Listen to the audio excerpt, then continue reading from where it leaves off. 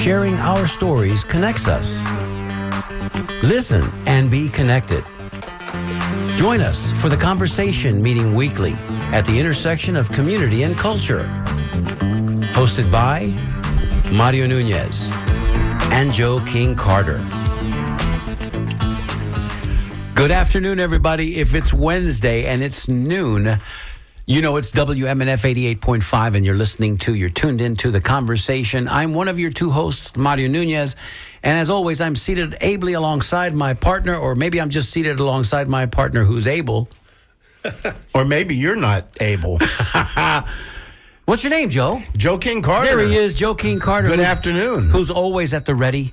And he's at his microphone. Yes. And we just want to remind everybody that, you can listen to us here at WMNF 88.5 on terrestrial radio, as it were, or you can listen to us from anywhere in the world if you just download our app. If you don't have it already, WMNF.org. And our show will appear at this time. Live also, stream. The interesting part about... And we are in archives. So the interesting part about this is that we're also in archives. So let me go ahead and I'm going to toss it to you, Joey. But first, I always, as I do each week, I ask you, what did you do this week? How was your week off? My week off. I had a week off. Well, I mean, off from producing live radio. Yeah, I see. Yeah. Yes, it was a great week. It's also an interesting place to be when you are trying to remain positive, because I think positivity is courageous at the same time while civilization appears to be collapsing on us. And much needed these days. Yeah, so, it's difficult out there, folks. So my experience may be able to help you in saying, don't succumb to the anguish of it all. Stay positive. I like that. There's a lesson to be taken away there. Let me say before we get too much further into this, if you're friends with me on Facebook, and many of you are, I have way too many friends, you can watch us do this simulcast from my Facebook page. And we're going to figure out, Joey, maybe next week we'll start broadcasting this from the Conversations Facebook page to drive people to that page. But I want to say initially, let me say hello to Chet Yoakum, who's watching us from North Carolina presently, and Kelly Buttermore. Kelly Buttermore, who's watching us here in Tampa. More butter, please. I don't want butter more or butter less. I don't want to. I can't believe it's not butter. There's our guest. There's our guest. He's going to be joining us in just a moment. But I wanted to say, with the goings, and I'm going to bring the temperature down a little bit. I'm going to bring us a little bit down, Joey. You brought us up, but I'm going to. Here comes a dose of reality. That whole thing that happened in Texas that was so terribly unnecessary. Yes. Because the people that were supposed to be at their posts keeping us safe, the one job the President of the United States has, the very one job he has, two jobs, 1 and 1A. One is to keep the American people safe, and 1A is to follow the Constitution. And you can flip those, and it can be either way. You can also kiss both those goodbye. The one thing we have is for him to keep us safe, and again, because people weren't at their posts in Texas. Correct. That whole thing with the Guadalupe River, it's mind-boggling when you see the pictures coming back. So a moment of reflection for those people that are in anguish right now. It's horrific. And Terrible. I don't know, man. We're sitting here in the crosshairs because, we're in West Central Florida, and we are what the people think about Tornado Alley in the Midwest, from Texas all the way to Missouri and so forth. Yes. We're now experiencing, it's our turn now, boys and girls. Mm-hmm. So be careful if you watch Dennis Phillips or whoever you watch, or Dinas, as we like to say, because there's only one N in his name. Dinas, it rhymes with Dinas. So just heed the warnings. If they tell you to hide from the wind and run from the water, you better run from the water. Okay. The rest of the show is going to be magnificent. You're a bad boy. We have the best storyteller, I think. You and I, Joe, we consider ourselves to be raconteurs. We consider ourselves to be pretty good storytellers. Yes. You do ghost tours and history tours in Ybor City, and I know... No ghost tours anymore. And I know how I've been to your ghost tours, or your history tours, and I know... I'm a Southerner, son. Storytelling is part of our life. It's part of your life. That's so right. when you're on, you're on. I want to, without tooting the horn too much, whether it's a sousaphone or a saxophone, I too can tell a good story. You're okay. But we're in the junior leagues when you consider who our guest is today. I know. Joey, take it away. We are most honored today to have a renowned legend in the Tampa Bay area in theater. And many of you know this individual. And for those of you who don't, you're going to get to have some fun learning about him. We have with us Keith Arsenault. Welcome. very, very glad to be here. And I have to say, that is the most amazing introduction I have ever had. Wasn't that a good one? Wasn't that a good one? That's right off the top of the Can dome. I get an air check on that? Right off the top of the dome. That was good. Yeah. Well done, Joey. Well, we're not paying you, so we're gonna. Yeah, give me an at air least check, we can please. we can give you a comp and Roll flattery. that tape. Roll that tape. That's right. So Keith, Great to be here. Oh, great. Well, thank you. And so, Thanks for coming in. As I said, many know you, but I'm, for those out there who may not know you, we're going to sort of start at the bottom, at the beginning, and work our way up to your various fames and fortunes. So, let's talk a little bit about this. Where did you grow up? Well, I grew up here in Tampa, but I was born in New York City. New York City. New York City. But, it's funny how things happened after World War II. My parents met doing off-Broadway. My mother was a dancer and singer. My dad was an actor, singer, sideline. He was teaching ballroom dancing at Arthur Murray as well. And they met at the famous Provincetown Playhouse in Greenwich Village. I have to add also that I've actually placed their ashes in the garden that's right in front of that theater. How cool is that? Now part of NYU. How cool is that? But a second cousin who I've never met was discharged from the Army Air Force at what we now call Drew Park, which was then Drew Field. Drew Field. And, of course, the runways became Tampa International. When it was the Army Air Corps. Right, Before exactly. the Air Force. And so he decided, should I go back to New York and Connecticut when I can stay in Tampa? It's a lot nicer. So another aunt and uncle with their daughter moved down here because they wanted to get out of New York and Connecticut. And my parents came and visited twice before I was born during the spring. That's a mistake right there, okay? Because in those days, nobody had air conditioning except maybe Moss Brothers in the Tampa Theater, right? Correct. So I was born in October of 1953. They were in a tiny little rent-controlled apartment in Greenwich Village. They packed up what few belongings they had in a post-war Plymouth and drove to Tampa. And eventually my mother started teaching ballet classes in my aunt's garage in the Virginia Park, Palmacia area. And my dad worked at, Wholesome? Whatever that bakery is. Wholesome was on Hillsborough. Wholesome Bakery? No, not Wholesome. The one that's right off of the Crosstown Expressway in Hyde Park, which is now condominiums. They baked Twinkies in there when I was used to live around the corner from it and smell the bread all day. Exactly. Man, was that and murder. Actually, since we're on WMNF. Wonder? Was it Wonder? Yeah, I think it was Wonder. I think it was Wonder. The original WMNF studios weren't too far away. They were on North Boulevard. So I kind of just grew up here, went to public school, did the Ballast Point, Monroe, Madison. You are a Tampeño, my brother. You are a Tampeño. You are confirmed Tampeño, and that bell right there just verifies it, okay? Well, where are your memories, Keith? Where are your Let me say memories? this before you say that I'm a Tampeño. Go ahead. Although I do feel that every year that I'm here, I get more Hispanic than I was the year before. Appreciate that. But I was once involved in a long-term relationship with a wonderful woman from a very, very old established Tampa family. Oh, now it's getting good. And without mentioning any names there, it was quite clear that I was not. You were the Anglo. I was the newcomer. I was the outsider. I was not of that same social class. Yeah.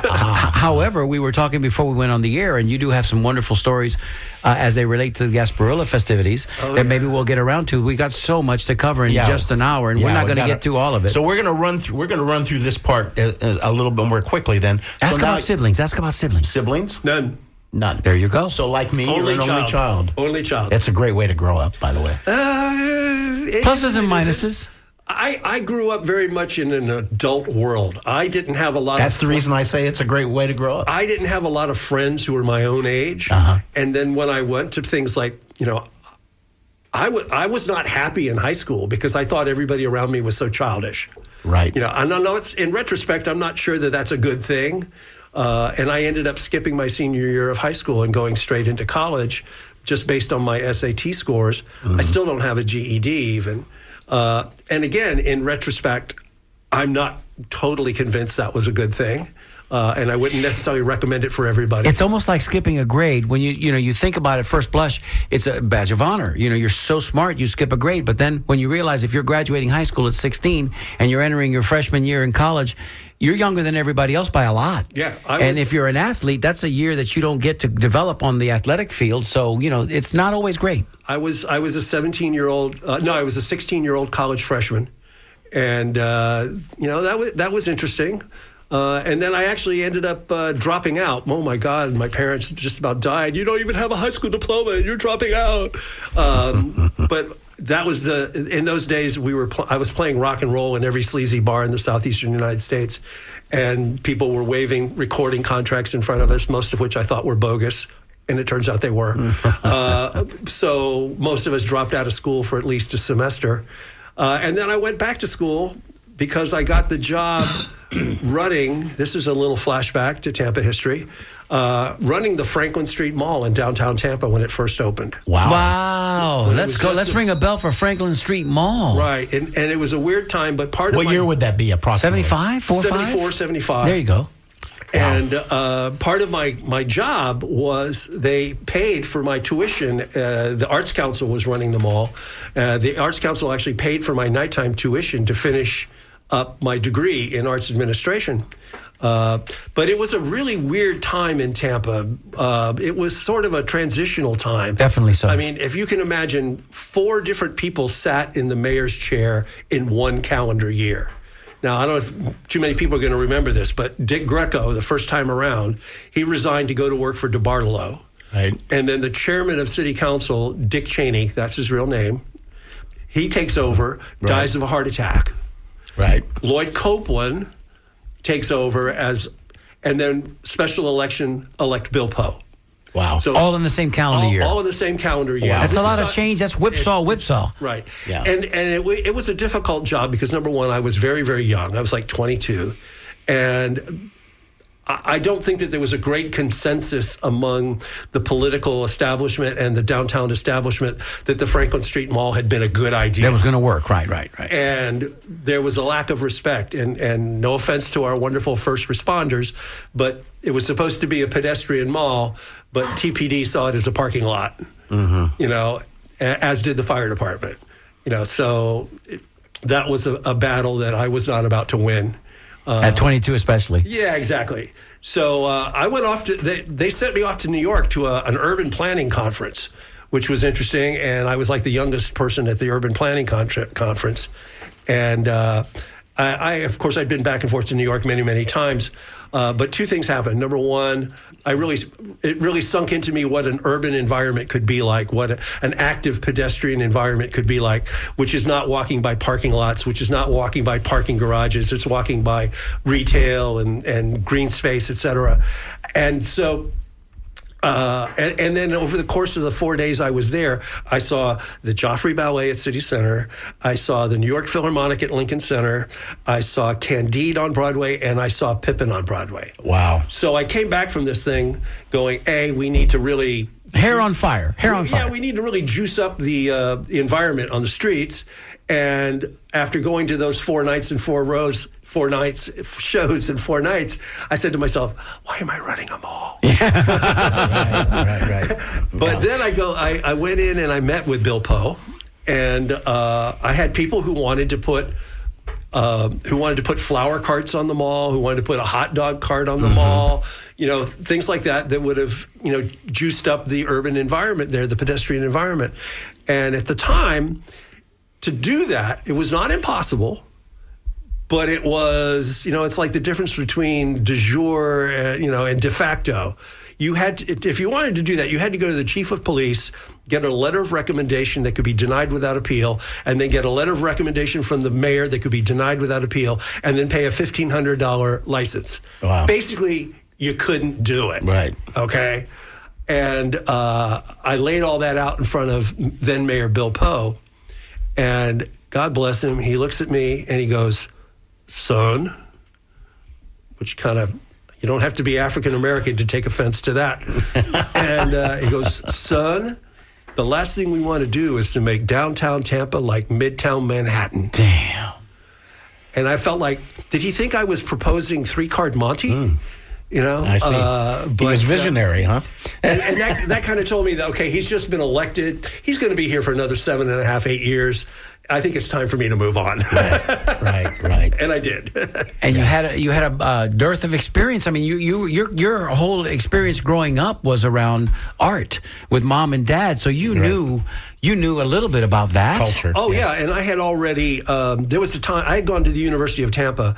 And because it was a small school, you got to know everybody. Yeah, it was small at the time. Today it's 11,000 people, 11,000 students. You knew everybody in the Rathskeller back then. Oh, yeah. Billy Geisking, who went on with Pepin, was running the Rathskeller, you know? There you go. But I had grown up doing shows in McKay Auditorium, which was our performing arts building 100%. at the time.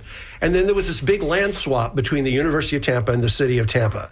And a lot of people don't probably remember this, but what was the Florida State Fairgrounds belonged to the city, and what is now Riverfront Park, the Julian Lane Riverfront Park, had been given to the university by Urban Renewal.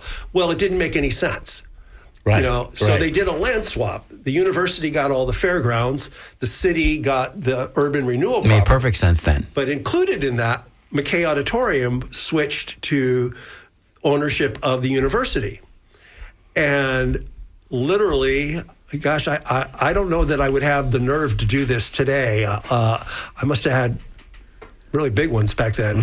But the day after Have they gotten smaller since then, Keith? We're just asking. Happened, I walked into the vice president of the University of Tampa's office, vice president for business. Again, you're 24 now, 23. Yeah, I'm 24. 23, 24. And without an appointment.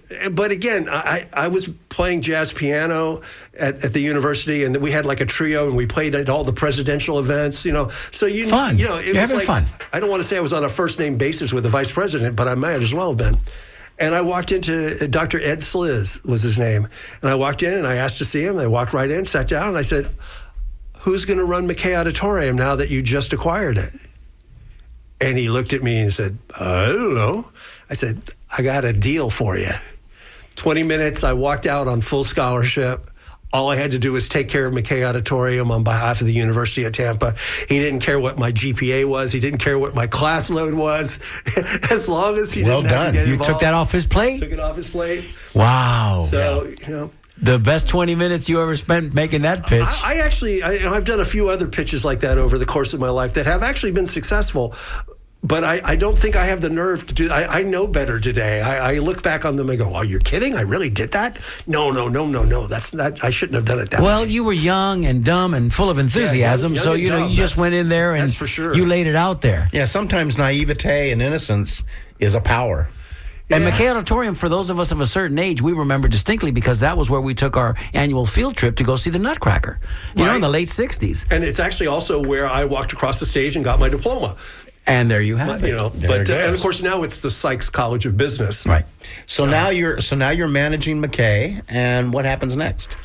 Gosh, I don't remember. It's still the '70s. It's still 50 plus years ago. Yeah. Somehow or other, well, by that time I had cut a deal with another deal with the University of Tampa to take over about 5,000 square feet of the old fairgrounds and turn it into a dance studio complex. Okay. I'd already convinced them to hire my mother to teach ballet classes. Gosh, how did I do that?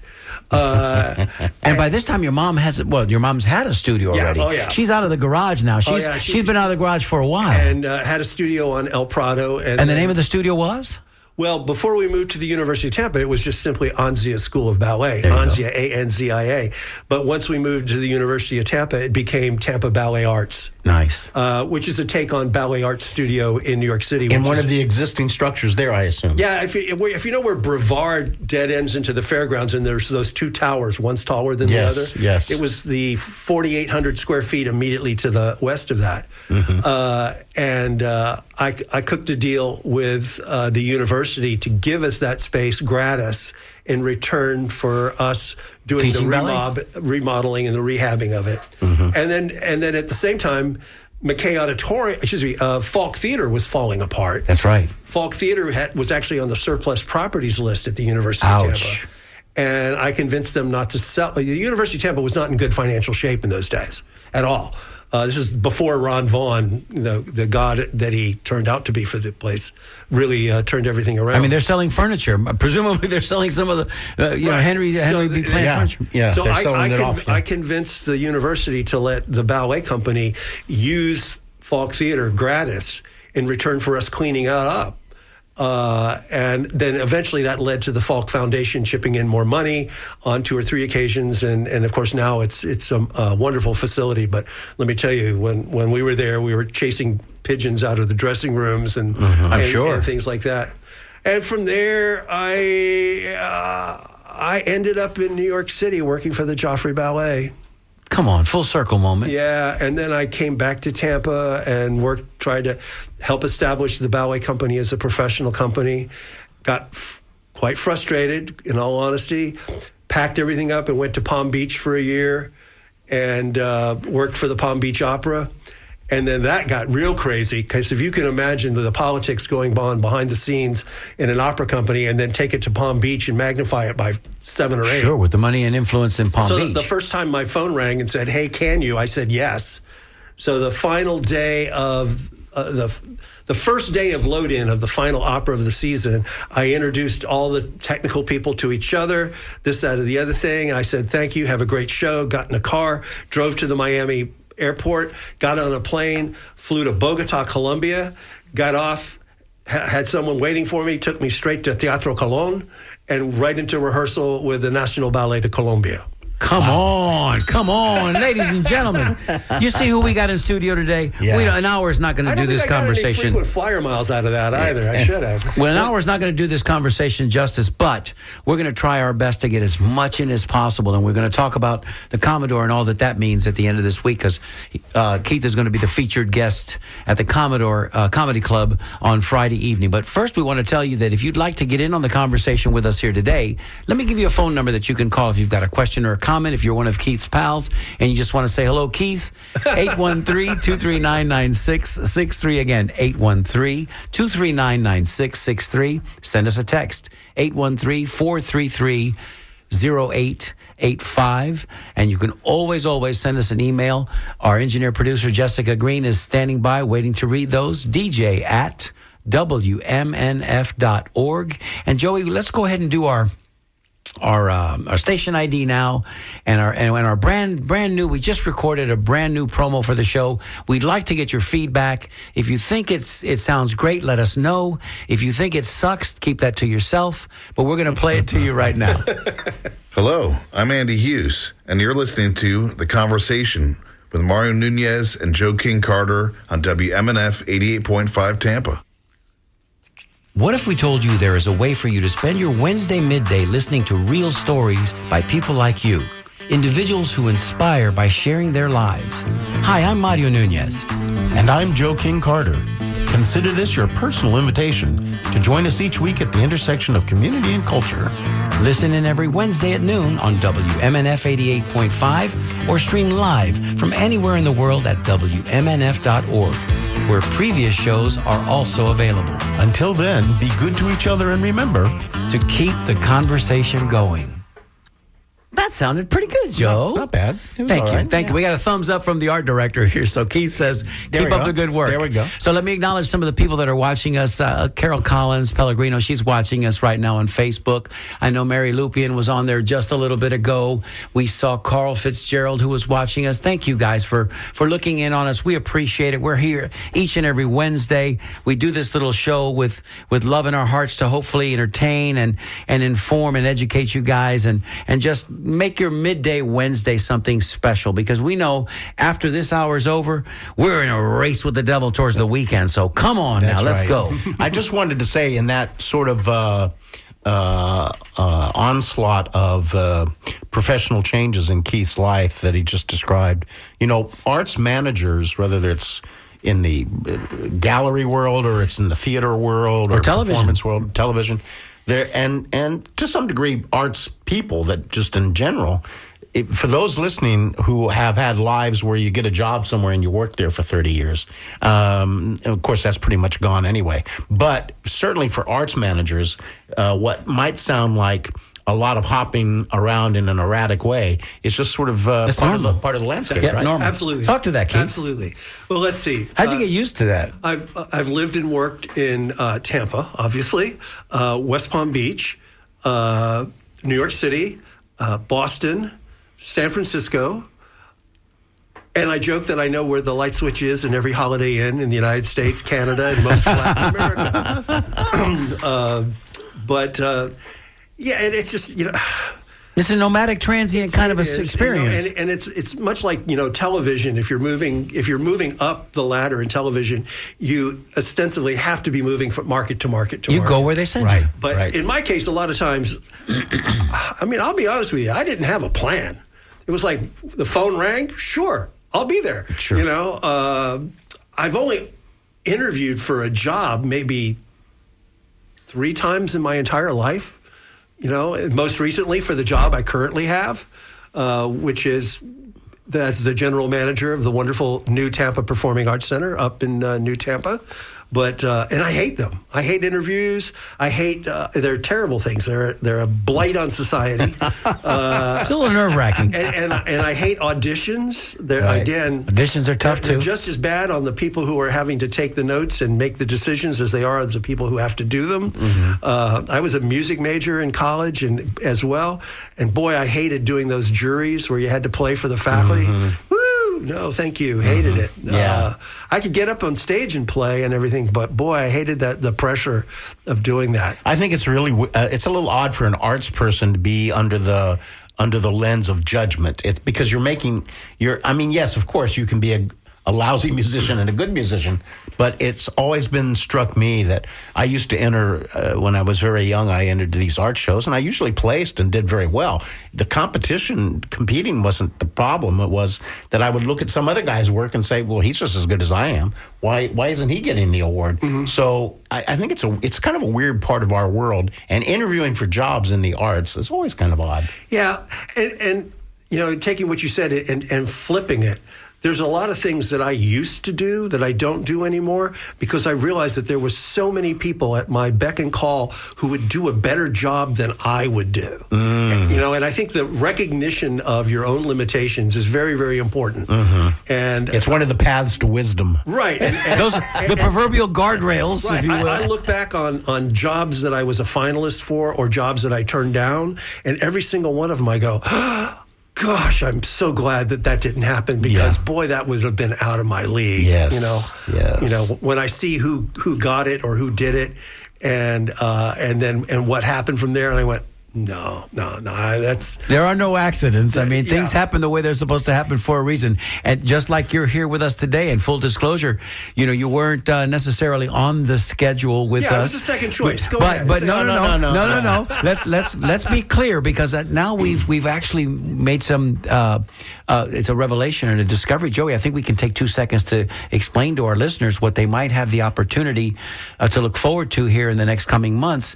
Because once a month, the first Friday of every month, the Commodore Theater, the Commodore Comedy Club in Ybor City, right there on the southwest corner of 7th and Nebraska, they do a show called Salute and Happy Days. It's improvisational comedy, and it's spectacular. We've had the proprietors of that wonderful theater here with us before, and we mentioned Kelly Buttermore's name today. Keith is going to be the featured guest this Friday for that particular show, but we are going to now tag team with the Commodore and the Salute and Happy Days to continue to feature their guests. So it worked out serendipitously. Very good. Yes. See, you fell into our lap, so to speak, Keith, and we're grateful that you're here because my goodness, But we've talked about this on many occasions. yes, we have. Just never yes, gotten we around have. to doing it. There we are, and here we are. Well, for those listening too, another thing is that Mario and I, and this is just a little insight, Mario and I have to schedule a guest every week, and that's not always easy. We don't come from the viewpoint of being topical. We are looking for the personal narrative, and what that means is that most of our news forum shows here, a person is brought in, like Shelley Reback does. The individual is being brought in if there's a guest because they are addressing a topic, something having to do with politics or local government or Swift Mud, or whatever Swift that Mud is. or whatever it may be. We don't really do that exactly. We might have a topic in mind, but what we do is we want to talk about the person. It's about a personal connection to community, and we want to talk to that person about their lives. So that's not always easy because some people they don't want to do that. They're like, well, I don't. Yeah. I'll come I'm in. not interesting. Yeah, I'll come what in have and I talk got to about contribute? wetlands. Right. But I don't want to come in and talk about me, and so we have to go through that. So, and our guest this week had an emergency, family, not an emergency, but he was just called out at the last minute. So and we're going to have him back on. Who was it going to be this week? It was going to be Phil Sauerbrunn, who is an amazing guy, a civil rights attorney, among other things, a historian, and so he's an interesting man. And we'll have him back around as well. Absolutely. But when it happens like it does, and again, there are no accidents in the universe, I'm convinced. And then a Keith Arsenal, just says, yes, Mario, of course, let me check my schedule. He said, let me open up my computer and check my schedule. Right. 12 to 1, I'll be there. Yeah. What time you want me I there? think I'll be in 11:30? Tampa today, He so. was in studio before I was. That's how excited he was to be here. Yeah. Now, before we go back, there's just a little thing we skipped over. You said that you went to New York, Joffrey Ballet, for how long were you there? Actually, just a season. And it was on tour nationally with, I did some work. It's kind of hard to explain. There's the company, and then there's sort of what they call the second company, Joffrey 2, which is basically all the people The understudies? No, it's the Substitutes? AAA. It's the AAA team. Got you. That's ready a great to be way. called up and fill in. There you go. Okay. There you go. And it's actually much harder work than being in the company because you're on the road doing one-night stands in god-awful theaters in the Midwest, and it was during the 1978 blizzard. Wow. So I was the stage manager and lighting director for all of that. And literally, sometimes we didn't get to the theater until 1 o'clock in the afternoon and had to be on stage performing by 8 and then back in the bus call at 6 o'clock the next morning. Mercy. And literally coast to coast, border to border. So that time... We started that tour because of the crazy Interstate Commerce Commission rules. Mm-hmm. The charter bus companies that serve the performing arts industry all around New York and New Jersey, none of them were licensed to pick up a charter in California. And that was where our first gig was. So what do? You go to the state lines, get off the bus, and get on another bus? There was a workaround, and we didn't want the company, the dancers, to have to do this trip. So we loaded everything that we had to onto the bus, and then myself and the company manager and an extra bus driver went 72 hours nonstop from New York to San Francisco. Wow. During the height of the 78 blizzard. Wow. We joked that we stopped only for gas, food, and casinos.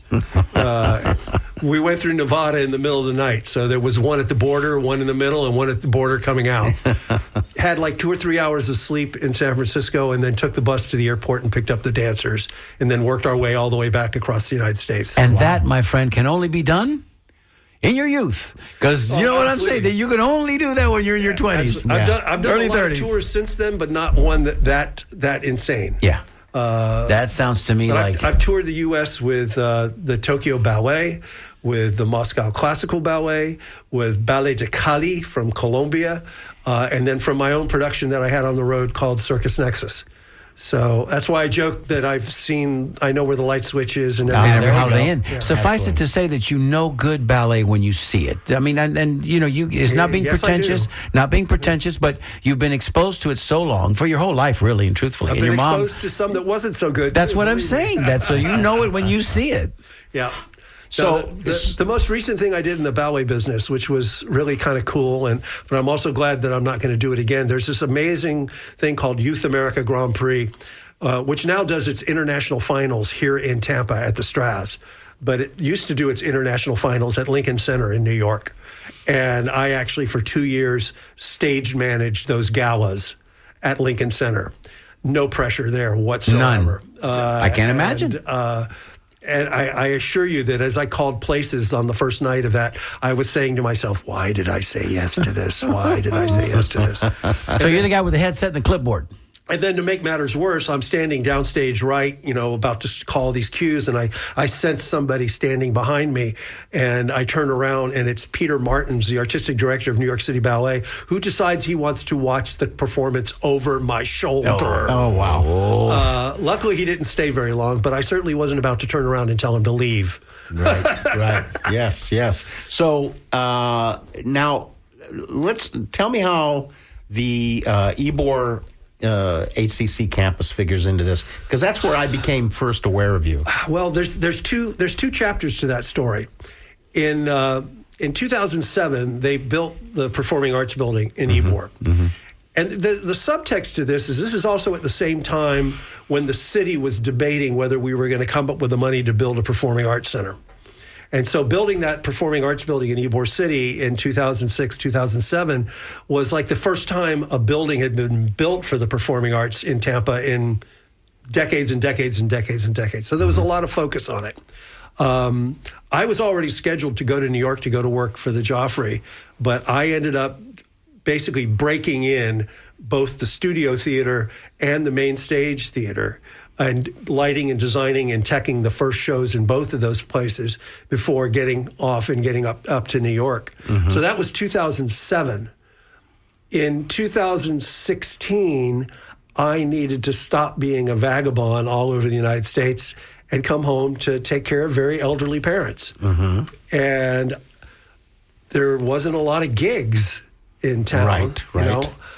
But as it turns out, Hillsborough Community College had just spent millions of dollars rebuilding and remodeling that performing arts building. And I applied for the job and got it. And so I had the strange situation of opening that performing arts facility twice. Wow. The first time in 2007 and the second time in 2017. A decade later. Yeah. And I was there for 15 years. Yeah. And yeah. I'd like to think really helped put it back on the map.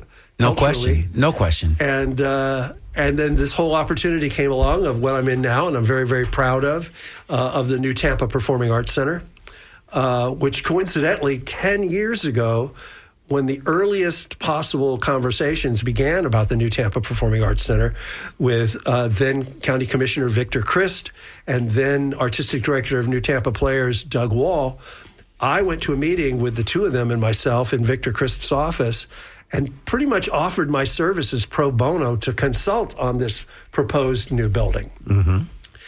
And then Victor lost his reelection, and unfortunately Doug Wall passed away.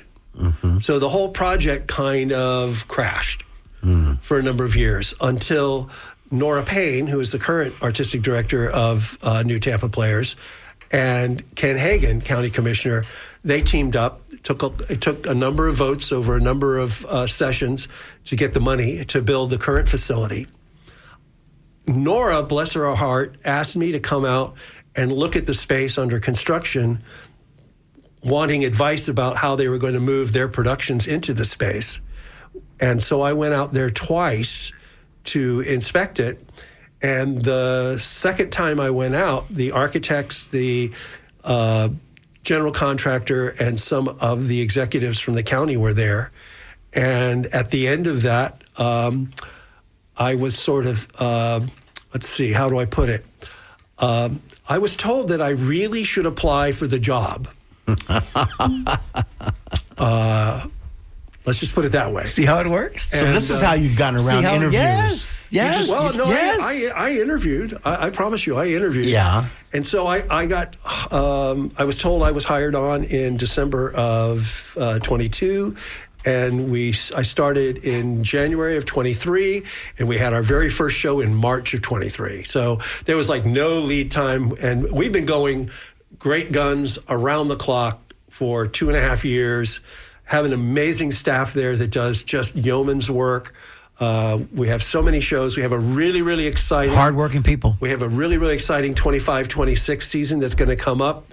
And you're going to invite me back when I'm ready to announce all that. 100% we will. Okay. 100% we will. I just wanted to ask Keith, because we know that, and if you've been listening intently, as we have, the one thing that has been constant in Keith's professional life is that nothing has been constant. It's all been changed, right? I mean, 15 years is pretty constant, though. It is. Truth be told, it's sort of like pilots and flight attendants, because we're always going to different destinations. I mean, we're doing the same job on the airplane that we always do, but we're going to different destinations. So the one thing I always said that was constant was it was always changeable. And this has been your life's experience as well. So real quick, I wrote a couple of notes to ourselves as we get here rapidly coming to the close of yet another incredible conversation on the conversation.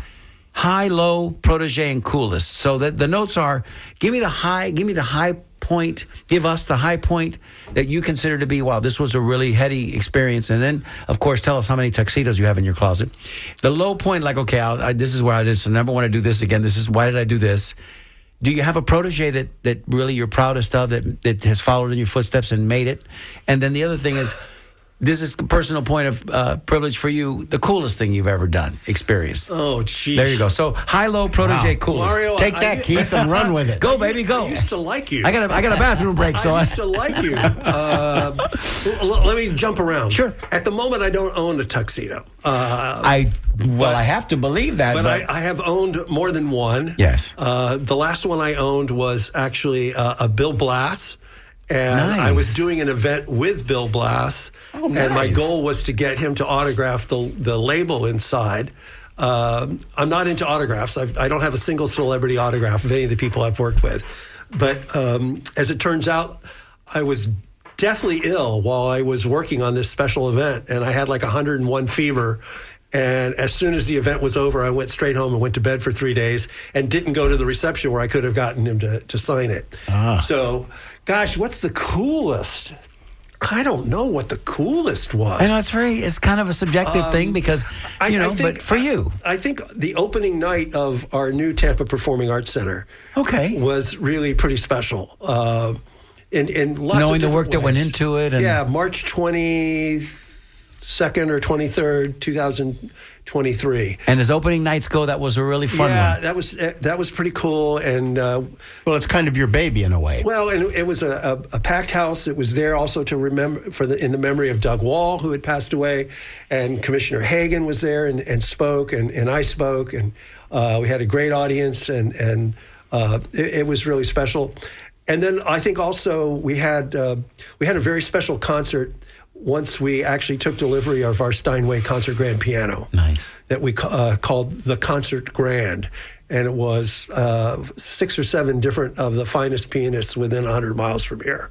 And that came off just flawlessly, and it was a huge success. Low points. Let me ask you a quick question before you get to the low point. And if you don't want to go into the low points, you don't have to. Like an athlete who's competing, do you saliva in your mouth? Absolutely. Because you've put so much into it, you just wanted My to. knees get weak. Yeah, I can see. Can't eat. That means you're still alive, right? I can eat, but that's not a problem.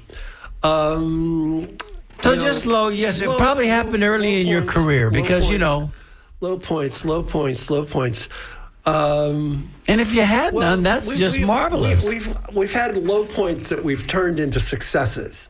Like, this is a whole other thing. When I was playing rock and roll, our 24-foot truck with all of our gear caught fire and burned to the ground on Interstate 75. Not a good night. On the way to our first gig in Atlanta, and we made the gig.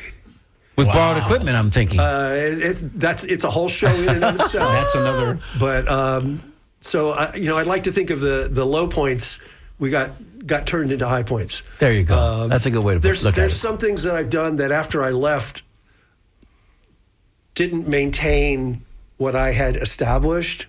That I don't want to call them low points, but I'm disappointed. Right. That I hope that I had been. I handed you this beautiful live plant, and 6 weeks later, the plant is dead. What's going on? Right. Did you not take care of it? That's a good metaphor, but not exactly. Do I have a protege? No. Many? Several? I'd like to think that I've taken a lot of people under my wing, but what would you teach them, Keith? What would be the thrust of your tutelage? What would you be teaching them? How to put on a show, or how to critique a ballet, or what would you be imparting upon them? None of the above. Or how to deal with this life. Well, give it to us. I would. Oh, maybe that's a good lesson. I would tell them XYZ, which one is your interest, and how to stay focused on that, and do your homework. You're going to learn so much more by getting out and doing it than any college classroom is going to teach you. I'm not saying you shouldn't go and get your MFA at NYU or Carnegie Mellon or whatever, but you've got to get out there and you've got to do it, and that proves to people that you're serious about what you're doing. You can't have too much exposure to what's going on in the industry and in the art form. If you tell me, I like to light musicals, but I really don't like going to them, then please don't come and light my musical. Thank you. Okay? Thank you. If you don't have a love and appreciation for what you're doing, but it's, you Right. just think it's cool, then, go do something else. Yeah. Please don't litter up Because our every industry. experience is a learning experience. Don't and you litter take up our industry with that. Listen, last chance to get in on the conversation if you'd like to. 813-239-9663 is the phone number to call. Operators are standing by. Ms. Cheryl will take your call if you've got a question for Keith, maybe something that's pressing that you'd like to know what might be coming up around the next corner for the arts here in Tampa, specifically the performing arts.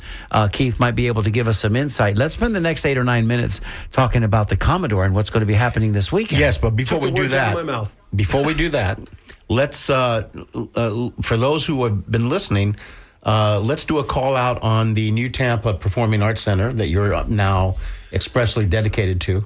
Where is that? Where is it located? It's just off of Bruceby Downs. We joke it's behind the Sprouts.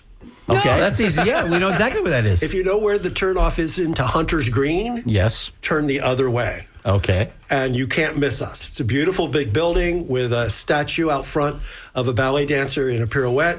It's a lovely space. We have a dog walk park on one side, and actually we have very much preserved wetlands on both sides. Twice we've had to deal with baby alligators near the front door of the theater. Oh, they just want to see a show. Yeah. That's right. Yeah, a little performance. Culture, a little culture. Okay. But we're incredibly busy with summer camps for kids in the performing arts.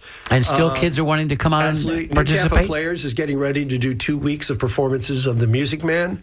We're in the process of really finalizing everything about our exciting season for next year, which is a combination of shows that I book and we present, plus what local groups and organizations rent the hall, and we try to make a balance between those two. So we serve as many people as possible. You supervise it when it's as it's happening. You're kind of overseeing. To make sure I that- put all the ingredients together, I like to think, and let other people do the stirring and the final prep. Sort of like your New Year's Eve parties or your New Year's Day parties. I'm not doing that anymore. I'm getting Keith, too we old. missed it. We missed it the last time. I'm You got to still- do one more. I'm still cleaning up the trash from the last We'll help you hurricane pick in it my up. backyard. And I'm not kidding. We'll help you Yeah, well, I'll have a party just to have just a to clean party. up and then have a party. There Why you go. not? What, Well, he, so, what, he's, what bring he's us not together. saying is that I have been known for hosting a New Year's Eve There you party go. for There you people go. in the entertainment and the arts. And at its height, and I do all the cooking myself. At its height, I've served over 90 people in Wow. smoked pork and ribs. No, and it's chicken amazing. and It's whatever. amazing. Wow. And It's people amazing. have cast shows based on people they met there. So it's a networking event. But I missed one due to COVID. Yep. When I had it, I missed another one because there was COVID. And then the last year, because of the hurricanes, I just said, I can't deal with it. Well, not right now, but we'll revisit that in the future. Maybe someday. And if you need us to help you, we have working hands and we will get it. Strong All right, backs. all right. Strong backs. Well, Now let's talk about the Commodore. Let's talk about the Commodore. Friday night at Commodore. Yes, absolutely. Because you are here today sharing with our audience and the world who you are. But at the Commodore, we're going to have a chance for you to pull out that raconteurship. Well, we're gonna talk about some truly Tampa tales, which then the talented folks at the Commodore will jump up into and improvise based on. And I want to sneak peek right now that I have some inside information about a very, very well-established Tampa legend that may not be everything that we thought it was. Oopsie, Tampeños, are you listening? And literally, I told this to Mario earlier. I just found this out this morning. Uh-oh. Just very, very casually in a DM on Facebook from an old friend who's now out in Los Angeles. Well, let's not And reveal. no, I'm not going to spill the beans here. Let's He not didn't- spill the beans That's right. because we're going to make you come to the Commodore to hear the beans. I got to tell you this, though. Some of the stories that I'm planning about talking about, they're not funny. Well, that's fine. Sometimes they don't always have to be. That's fine. They can be a little bit serious at Let's times. see. One's about a murder. Okay. And I was the last person to see that person alive. Okay. Another one was about an active shooter that was a DOA that I was on stage for. Now that's not something that you're talking about was in the form of a play or part of the play. No, these are life really happened. experiences. Okay. By the way, let me just inject real quick. For those of you out there who are listening who may not know, what happens at Salud and Happy Days Yep. at the Commodore on once a month, which is what we are talking about right now, this Friday at 7:30, I think. 7:30. In stereo. What happens is that a guest speaker, a host for the evening will come, someone in the community that may have some interesting stories to share, like our good friend here, Mr. Arsenault. And then there are improvisational comedic actors who improvise from that. And it might be that in the telling of the story, he says the word grape soda, and then he says nuclear power. And somehow they start doing spontaneous bits about grape soda that's nuclear powered. So that's kind of the way that works. And I tell you what, folks, it is an amazing experience. It is not your traditional corporate comedy club. Here's the guy is in visiting from Milwaukee, and he's doing his shtick. That's not what this is. It's a comedy club, but it's an improvisational comedy club. And what's great about it is that it may fall flat, it may work, it may not. It doesn't matter. You're there experiencing something real, and you're not watching HBO. At the moment of creation, right? At the moment of creation. And we have to mention how this all came about to a certain extent. Please. Kelly Kelly Buttermore. Are you still on? She might still be there. Kelly Hi, and, Kelly. and Justin, who are well-known improvisational team, they were getting ready to do their first improv festival here in the Bay Area, which is called the Countdown Improv Festival. And they were going to do it at this small venue over in St. Petersburg. And they were all set to do it. And then all of a sudden, without going into too many details, there was a huge scandal about the people who owned and ran this venue. Ooh. Let's just leave it at that, okay? Wow. You can read in whatever you want between the lines. Probably Google it. And Keith is like a gossip meister, isn't he? Come on. No, not really. He until just the microphones are off. He's got a lot there, I can tell. Wait he till just the has a microphones great are off. memory. So somewhere along the line, they said, someone said, you should call Keith at HCC. So Kelly called me, I think it was Kelly, and said, help. And I said, well, I'm on a plane tomorrow for New York. And she says, great, we're in New York.